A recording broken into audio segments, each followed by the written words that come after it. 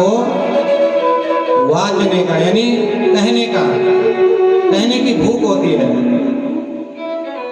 और भगवत प्रेमी जो होता है ना, उसको ये तो कोई सुनाने वाला मिल जाए या सुनने वाला मिल जाए। और बोले जिसको मेरी कथा श्रवण करने में आनंद आता है, श्रवण के लिए लालायित रहता है, जिस प्रकार हमें भूख लगती है तो हम भोजन की व्यवस्था करते हैं, ऐसे उसे मेरी कथा श्रवण के लिए भूख लगती हो और कथा श्रवण के बाद हो फिर वो प्यास खत्म नहीं होती, बढ़ती जाएगी। जैसे भोजन की आवश्यकता पड़ती रहती है ना, एक बार खाने से थोड़ी नहीं पेट भर जाता है, बढ़ता है नहीं। तो ऐसे ही भूख जीवन में हमेशा भगवत कथा के लिए जाए। और मन मत कथा मन स्वाहा प्रीति ना हम पृच्छामि तम नरः।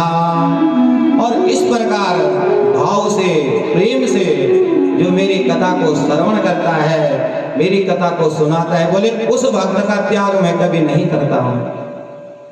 ऐसे भक्तों के पीछे तो मैं बोले चलता हूं। ये भगवान का वाक्य है।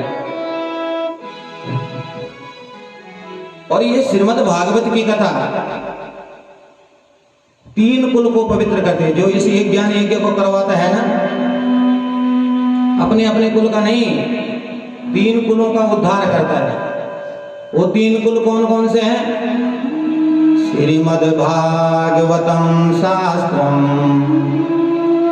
नित्यम ये परिसेवितम पितुर्मातुस्य भार्याया कुलपंक्ति सुतारितः। कौन कौन से 3 कुल हैं? पितु मातुस्य पिता और माँ, भार्यायः भार्याय मनी अपने ससुराल पक्ष के 3 कुलों को पवित्र कर देता है वो जीव। तो कितना पुण्य उसे प्राप्त होता होगा। ये है इस ज्ञान यज्ञ की महिमा।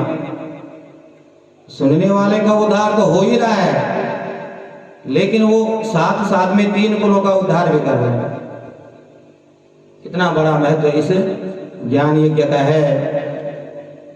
और भगवान की कथा में हम भगवान नाम का संकीर्तन करें, फिर भगवान की कथा में प्रवेश करते हैं। बोले भक्त वत्सल भगवान की।